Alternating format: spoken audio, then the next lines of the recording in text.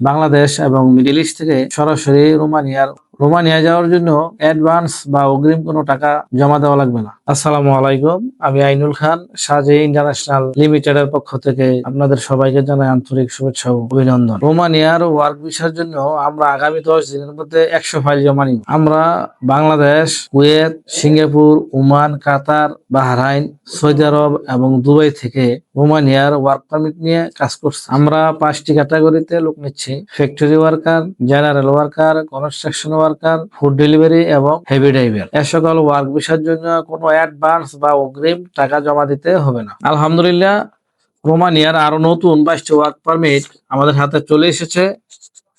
আরো কিছু পেন্ডিং এ আছে, খুব দ্রুত ওয়ার্ক পারমিট আমরা হাতে পেয়ে যাব।